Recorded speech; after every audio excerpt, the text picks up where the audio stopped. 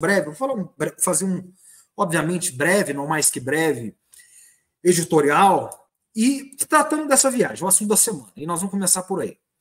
A breve viagem do Macron. A viagem, a recepção do Macron aqui, como ficou estampado em todos os lugares, né?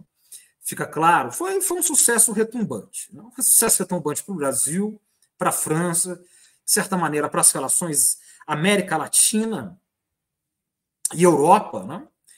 E para a representação do Sul Global como um todo. Né? O Lula é a grande liderança do Sul Global, o presidente Lula, é a grande voz do Sul Global e se torna cada vez mais inquestionável, cada vez mais evidente, na verdade.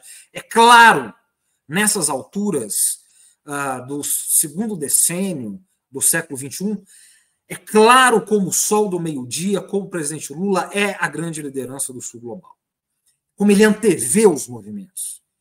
E como ele se coloca bem nisso. E a viagem do Macron agora aqui expressa isso. Veja bem, o presidente Lula e o presidente Macron, eles têm diferenças, eles são antagonistas em certos sentidos, nas questões geopolíticas do sistema internacional, que, claro, na diplomacia a gente não pode dizer isso, mas que hoje são praticamente inconciliáveis. Vou pegar dois exemplos claros. Primeiro, a guerra na Ucrânia. Lula e Macron têm diferenças, estão lados antípodas, antagônicos. O presidente Lula, é um pacifista radical, como escreveu José Luiz Fiore recentemente, que hoje soltou um artigo aqui no GGN. É um pacifista radical. E o Macron, as palavras mais recentes dele é o seguinte: não podemos permitir que a Rússia vença a guerra. Por quê? Se a Rússia vencer a guerra, é uma derrota de toda a Europa. O Macron fez movimentos recentemente dizendo, olha, são frases do Macron, né? Praticamente estou abrindo aspas aqui. As regras hoje são muito engessadas. É preciso discuti-las, no sentido de mandar tropas da OTAN para combater na Ucrânia, de escalar a guerra. Isso escalou, inclusive, a guerra retórica no sentido de uma possível guerra nuclear. O presidente Lula trabalha no sentido oposto, para desescalar a guerra, para trazer paz. Da mesma forma, no Oriente Médio não é muito diferente. O presidente Lula trabalha para estabelecer a paz no Oriente Médio. O presidente Macron, embora também esteja, né, nessa retórica, em certo sentido, mas nós sabemos das relações fortes do eixo atlântico com relação ao apoio a Israel. Nós sabemos como funciona, nesse sentido, o jogo da retórica e o jogo da ação. No entanto, apesar de todas as diferenças, né, um está no norte global, o outro no sul global, nós sabemos as diferenças. Eles sentam na mesma mesa e conversam e dialogam, e mais do que isso, eles passam a ideia de uma parceria realmente estratégica, em vários sentidos. Então, veja, essa agenda de 3 dias, depois o Aldo vai falar melhor sobre isso, certamente, mas é uma agenda muito organizada, no sentido de que, o primeiro dia, as questões ambientais, estrategicamente, o presidente Lula recebe no Pará, aonde vai ser a COP30, vai ser sediada a COP30, e eles vão discutir o assunto que é o assunto da Europa e o assunto do mundo, que é o assunto da energia verde. Traz ali a ministra do Meio Ambiente, a respeitada Marina Silva, traz ali ninguém menos que Sônia Guajajara, para o Macron ouvir a Sônia Guajajara. E o mundo ouvir a Sônia Guajajara, ministra dos povos originários. Isso é fundamental. Isso é de uma importância fundamental. E vão discutir o tema, que é o tema do presente, é o tema do futuro. É o tema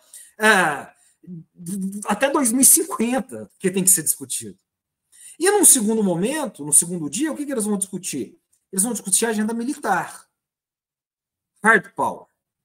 A agenda dos submarinos, do submarino nuclear. Por quê? Porque a França, ela levou um passa-moleque, né? Ela levou um Pelé dos Estados Unidos, porque ela estava discutindo o fornecimento de submarinos nucleares para a Austrália. Os Estados Unidos entrou com AUKUS, junto com o Reino Unido e a Austrália, e tirou o fornecimento de submarinos nucleares para a Austrália. Então, isso interessa muito à França.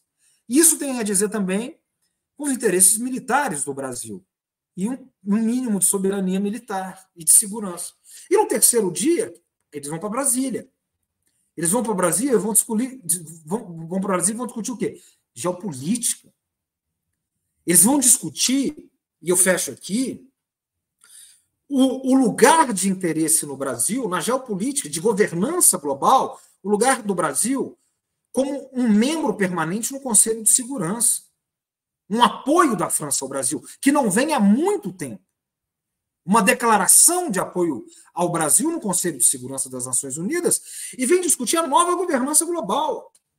Ou seja, que o mundo, esta ordem mundial que está sendo forjada hoje, com, digamos, o declínio do Ocidente, não é um mundo só sobre a ascensão eurasiática da China, não é um mundo só sobre Estados Unidos e China, mas que tem um outro eixo. Que tem um eixo América Latina e Europa. Que tem um eixo que pode ser costurado, que foge da bipolaridade dos Estados Unidos e China, e que, nesse sentido, Brasil e França são protagonistas. Que, nesse sentido, o presidente Lula é uma voz fundamental, e a França é uma voz fundamental. E, por fim, o que escapa das análises, digamos, mais rasteiras, mais primárias e superficiais que nós vemos aí, é a liderança do presidente Lula, que tem essa afinidade com Macron, mas que, diga-se, tem afinidade com todos os presidentes franceses, desde que ele foi eleito. É de Chirac e Macron. Isso não é uma especificidade agora com o Macron. É de todos os presidentes franceses, seja mais à direita, seja à esquerda, ou seja com Macron, que ninguém sabe se é de direita ou de esquerda. É um indefinido nesse sentido. Então isso mostra a habilidade do presidente Lula, que tem que ser ressaltada.